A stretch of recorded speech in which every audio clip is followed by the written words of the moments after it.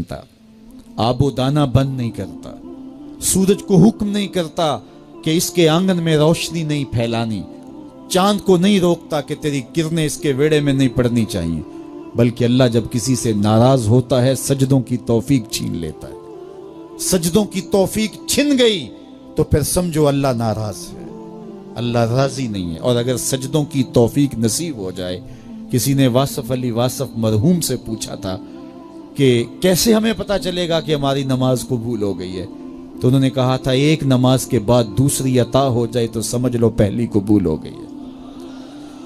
तो नमाजों का नसीब होना ये अल्लाह की रिजा और अल्लाह की खुशनुदी की दलील है, और सजदों की तौफीक का छिन जाना ये अल्लाह की नाराजगी की दलील है। मैं और आप देखें कि हम कहाँ खड़े। देखिए दौलत तो कुफार को भी मिलती है, अल्लाह दौलत उसे भी देता है जिससे राजी है, उसे भी देता है जिससे नहीं राजी, लेकिन सजदों की तौफीक उसे ही देता है जिस पे वो राजी है। तो पंज गाना नमाज शियारे जिंदगी बना लीजिए, नमाज कज़ा ना होने पाए। कयामत के दिन बेनमाजी उस सफ में खड़ा होगा जिस सफ में नमरूद खड़ा होगा, जिस सफ में हामान खड़ा होगा, कारून खड़ा होगा, शद्दाद खड़ा होगा। मुझे बताइए हम में से कोई ये गवारा करता है हम उस सफ में खड़े कर दिए जाएं जहां दुश्मनाने खुदा खड़े हों? आज कोई नमाज पढ़े या ना पढ़े, हशर के दिन हुक्म होगा कि अल्लाह के हुजूर सजदा करो। हर कोई सजदा करना चाहेगा, जो नहीं पढ़ता वो भी करना चाहेगा, लेकिन बेनमाजी की कमर अकड़ जाएगी, वो आरजू रखने के बावजूद सजदा नहीं कर पाएगा। कुरान बताता है कुछ लोग जहन्नम को धकेले जा रहे होंगे, उन्हें कुछ लोग पूछेंगे मा सलका कुम फी सकर, तुम जहन्नम को क्यों जा रहे हो, क्या हुआ तुम्हें? तो वो जवाब में क्या कहेंगे, लम नको मिनल मुसल्लीन, हम नमाज नहीं पढ़ा करते थे। सबसे पहला हिसाब कयामत के दिन जो बंदे से लिया जाएगा वो नमाज का लिया जाएगा। पहला सवाल बंदे से ये होगा। यार चिड़ियां भी रब की तस्बीह बोलें और अशरफुल मखलूकात सोया रहे।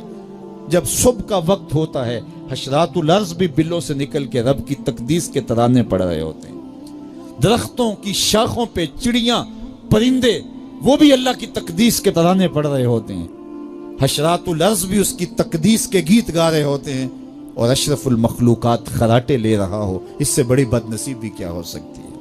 आइए पांच गाना नमाज शियारे जिंदगी बना ले। इस मजलिस में अगर कोई बेनमाजी है तो आज अज़्म मुसम्मम करके यहाँ से लौटे कि आज के बाद नमाज नहीं छोड़ूंगा। और अगर आप पांच गाना नमाज की आदत रखते हैं तो आपको मुबारक हो, लेकिन ये अज़्म करके जाइए अपने घरों में, अपने अज़्ज़ा व अक़रबा और अपने दोस्तों में इस जोर से तलकीन और ताकीद करेंगे नमाज की कि वो पक्के नमाजी बन जाएंगे।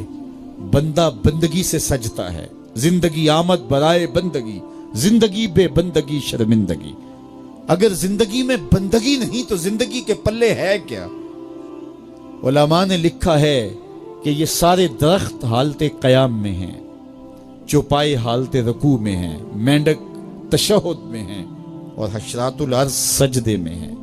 और इंसान अशरफुल मखलूकात है, इसकी इबादत में दरख्तों का क़याम भी रखा गया और रुकू भी रखे गए और सजदे भी रखे गए और कादे भी रखे गए, इसलिए ताकि इसकी इबादत तमाम मखलूकात की इबादत की जामे बन जाए। लेकिन इसके बावजूद अल्लाह के हुजूर सजदा रेज होना पसंद न करे तो बताइए कैसे रहमतें इसके ऊपर उतरेंगी? खुश नसीब तो वो हैं जो पांच गाना नमाज अदा करने के बाद तहज्जुद भी कज़ा नहीं होने देते, सजदों से अल्लाह के हुजूर हाजिरी पेश करते हैं। सबसे ज्यादा बंदा अल्लाह के उस वक्त करीब होता है जब सजदे में सर रखा हुआ होता है। इंसान के अशरफ आज़ा उसके सर में है, बोलने की कुव्वत जुबान सर में, देखने की कुव्वत आंखें सर में, सूंघने की कुव्वत नाक सर में, चखने की कुव्वत जुबान सर में, सुनने की कुव्वत कान सर में, सोचने की कुव्वत दिमाग सर में, और सर मालिक के दर पे। नाक भी रगड़ रहा है, पेशानी भी रगड़ रहा है और जुबान से क्या कह रहा है? सुबहान रब्बियल आला, मालिक मुझसे नीचे कोई नहीं, तेरे से बाला कोई नहीं। इंसान को बंदगी का ज़ौक़ जब नसीब हो जाता है, जब उसके हुजूर बंदा झुकने लग जाता है तो फिर वो किसी के आगे नहीं झुकता। वो एक सजदा जिसे तू गरां समझता है, हजार सजदे से आदमी को देता है नजात। हज़रत मुआविया रज़ी अल्लाह ताला अन्हु की मरवियात से है کہ اللہ تعالیٰ جل شانہ جس کی بہتری کا ارادہ کرتا ہے اس کو دین میں سمجھ عطا کر دیتا ہے، اس کو دین میں فقاہت نصیب کر دیتا ہے۔ دولت کا کثرت سے مل جانا یا نہ ملنا یہ کوئی بات نہیں ہے۔ دولت اللہ انہیں بھی دیتا ہے جن پہ راضی ہوتا ہے، اور انہیں بھی دیتا ہے جن پہ ناراض ہوتا ہے۔ قارون کو دولت دی، فرعون کو دولت دی، بادشاہت بھی دی، حامان ہے، شداد ہے، شدید ہے، کتنے کتنے دولت مند اور تخت و تاج کے مالک گزرے، اللہ ان پہ راضی نہیں تھا، لیکن ان کو بھی دولت دی جن پہ راضی تھا۔ حضرت عثمان غنی کو دولت عطا کی، حضرت عبد الرحمن ابن عوف رضی اللہ تعالیٰ عنہ کو صحابہ میں سب سے زیادہ دولت مند حضرت عبد الرحمن ابن عوف تھے، ان کو بھی دولت عطا کی، اور بھی لوگوں کو، حضرت سلیمان کو پیغمبری بھی دی، دولت بھی دی، بادشاہت بھی دی۔ تو دولت وہ اسے بھی دیتا ہے جس پہ راضی ہوتا ہے، اور دولت اسے بھی دیتا ہے جس سے راضی نہیں بھی ہوتا، لیکن فقاہت فی الدین، دین کی سمجھ صرف اسے دیتا ہے جس پہ راضی ہوتا ہے۔ تو جس کو دین کا فہم دے دیا گیا، دین کی سمجھ دے دی گئی، اللہ تعالیٰ اس پہ راضی ہے۔ جس کی بھلائی چاہتا ہے، جس کی بہتری چاہتا ہے، اس کو اللہ تعالیٰ جل شانہ دولت دین دے دیتا ہے اور دین کی سمجھ عطا کر دیتا ہے۔ حضور علیہ الصلوۃ والسلام کا ایک اور فرمان سن لیجئے، جو ایسے راستے پہ چلا جس میں وہ علم کی تلاش کرتا تھا، جو علم طلب کرنے کے لیے کسی راہ کا مسافر ہوا، سہل اللہ لہ بہ طریقا الی الجنہ، تو وہ جنت کے راستے پہ چلا۔ جتنے قدم اٹھاتا ہے وہ جنت کی طرف قریب ہوتا چلا جاتا ہے۔ تو راہ علم کے سفر میں اللہ نے اتنی برکتیں رکھی ہیں۔ حضرت سلیمان علیہ السلام کو اللہ نے اختیار دیا، یا دولت لے لو، یا بادشاہت لے لو، یا پھر علم لے لو۔ ان تین چیزوں میں اللہ نے ان کو ایک چیز اختیار کرنے کا اختیار دیا، یا دولت لے لو، یا بادشاہت لے لو، یا علم لے لو۔ انہوں نے کہا مالک مجھے علم دے دے۔ کہا اچھا تو نے علم کو اختیار کیا، دولت اور بادشاہت اس کے صدقے دے دی۔ ایک زمانے میں ایک ملک نے دوسرے ملک پر قبضہ کر لیا، تو جو بادشاہ وقت تھا اس کو گرفتار کر لیا۔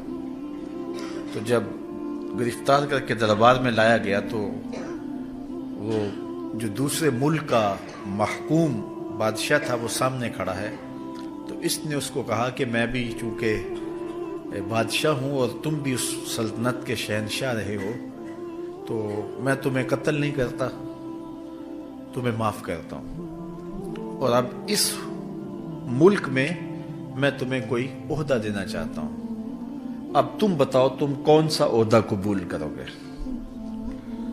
اب ہمارے حکمران ہوتے ہیں وہ کہتے ہیں وزیر خزانہ لگا دو، لیکن اس نے کہا مجھے معلم لگا دو، مجھے ٹیچر لگا دو۔ تو وہ بادشاہ ہنس پڑا، کہنے لگا پھر دوبارہ بادشاہی چاہتے ہو؟ تو یہ بادشاہی ہے، یہ شہنشاہی ہے۔ تو جو راہ علم پہ چلا وہ جنت کے راستے پہ چلا، اللہ اس کے لیے جنت کی راہیں بھی آسان کر دیتا ہے، اور دنیا پہ بھی اللہ تعالیٰ اس کو عزتوں سے نوازتا ہے۔ تعلیم و تعلم کا جہان حقیقی جہان ہے۔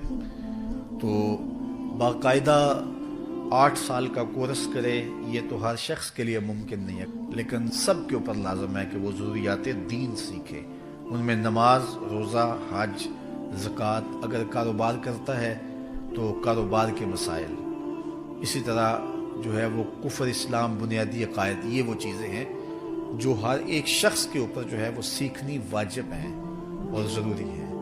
تو ان کو سیکھنے کے لیے علمی حلقوں میں جانا، بیٹھنا، علماء کی صحبت میں بیٹھنا، یہ اپنے اوپر لازم کر لیں۔